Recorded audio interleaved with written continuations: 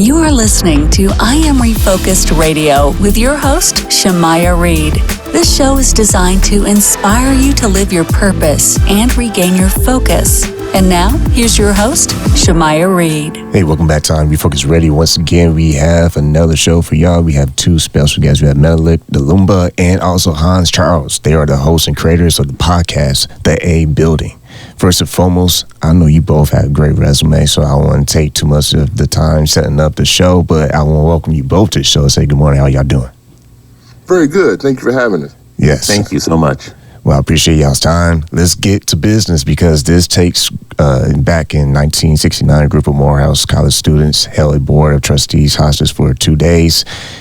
We got to get right on to this, so I'll just start with Menelek. Tell us a little bit about why this podcast is not just necessary, but also informative for the listeners. Well, I mean, Hans and I have been talking about this story as long as we've known each other. We met 20 years ago when we were at film school at Howard, and it's one of these stories that's kind of legend when it comes to HBCU folklore. 1969, a group of students at Morehouse College took over a Board of Trustees meeting about 6 months after the assassination of Dr. King. And one of the students was Sam Jackson, one of the hostages was Martin Luther King Sr. And they wanted essentially Morehouse to upgrade and to enter the conversation in terms of curriculum, in terms of student services.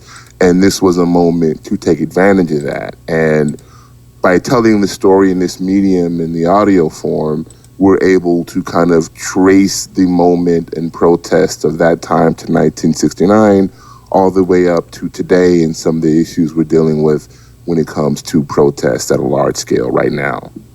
And Hans, with your visual storytelling experience, I mean, you know your credentials are super amazing. When you look at how audio-driven podcast is something that is not going to be, going away. It's here to stay. How did your experience with film also help influence this whole project? That's a great question. I mean, when we were considering doing this as an audio project, because we initially thought of it as a documentary, Menelek was the one who sort of had to convince me that doing it as an audio doc was actually going to be more freeing.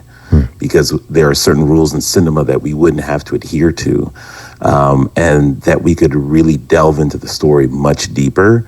And the truth is, sonically, audio is what we call a hot medium. It really engages the mind. It engages the imagination of the listeners better than, a visual medium like television or cinema, where a lot of the information is given to you. A lot of the visual information is given to you. So, this kind of story is a natural fit for audio. It allowed us to delve in much deeper. We sort of turned into journalists in order to really get the story. And if we were stuck in a visual medium, the pressures of a visual medium wouldn't have allowed us to allow the story to incubate the way it did and to sort of present to the audience a fully realized story. Once again, talking to our two special guests today, Menelek Lumumba and also Hans Charles, the hosts and creators of the podcast, The A Building. I want to swing back over to you, Menelek. When you look at your background, being writer and director of One Angry Black Man, this also explored Black collegiate experiences. How did that experience help you kind of formulate your approach to co-creating this podcast, especially blending the firsthand testimonies with the archival research? Well, I mean, what was important for this story to work is that it had to really have kind of a functioning narrative, right? I think any effective documentary story, you can kind of sum up the story rather succinctly, right? And so my background as a screenwriter, as a director, is okay, what's the story? And you have to be able to explain it succinctly. The story of this was very, very immediate and obvious right away. What wasn't clear as we dug deeper into it and got more into the research was just how relevant the events that were taking place in 1969 would actually be mirroring what's happening in society right now. And I think that was a revelation to both of us. And it was also so helpful to sit down and speak to Black folks from that generation, that to talk about what they saw and to It was also interesting to see how hesitant a lot of them were to speak about it. You know, the ratio of people we reached out to versus the people that said yes, primarily because I think it's still traumatic to a lot of people. You know, it's not something they enjoy talking about. So that, as a storyteller, that in itself is another layer of, okay, what's that about? It gives you another thread to unravel. And I think that's at the core of this story, is that, okay, what happens when you decide to literally put your life on the line for a belief? Like, I believe this so much, I'll die for it. And that's what an entire generation of people were inspired by, the lives of Malcolm X and Dr. King and endless activists that aren't as famous as those two men. That was at the core of this story. Yeah, also, Hans, when you look at the historical context, these stories matter, and it's important for them to live on and to be told.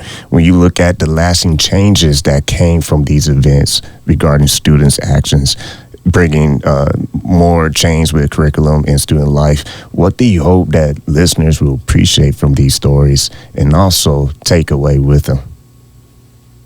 I mean, I think it's like two things. For me, I love for people to have a context for the conditions that people were resisting in the 70s and the 60s, in the 50s, 40s, 50s, and 60s.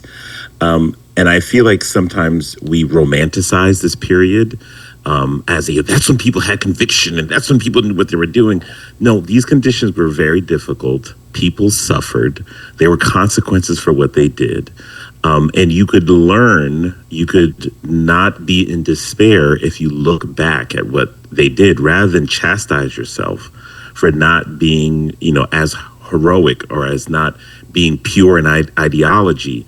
It's a roadmap. It gives you an idea of what you can do within the modern context. Things are different. The conditions are different. The sort of the gravity, the antagonist that we're facing is different today than it was at that time period. So what are the tools that we have that are different? What are the societal norms that are occurring that are different that we can use to our advantage? So I like to look at history to help me see the roadmap ahead. And that's one of the sort of takeaways I hope that an audience has. Yeah, also, lastly, for you, Menelek, same question, similar. How do you see the 1969 events kind of mirroring what is going on in recent movements?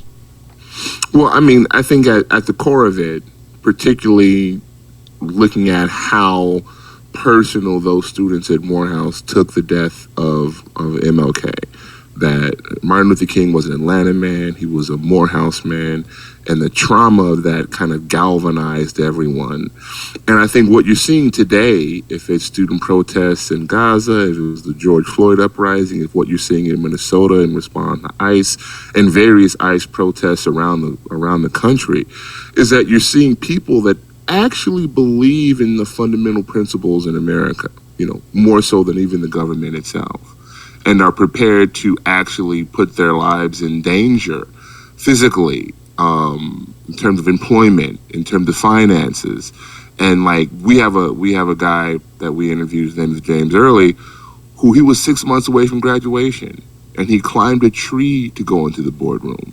And I asked him, I said, were you worried about any consequence? And he said no, because it was the moment. He saw the moment, he sees the moment, and here he is, 80 years old. He has no regret about it at all. It's a bravery you can't even wrap your head around. And I think these are the stories that can motivate, inspire, and perhaps give hope to people today, especially when they feel hopeless. Once again, talking to two special guests this morning, Menelek Lumumba and also Hans Charles, the hosts and creators of the podcast, The A Building. You can get it wherever you get podcasts. I will suggest you put this on your list. I want to thank you both for your amazing time this morning and say, appreciate what you do. Thank you, sir. Thank you.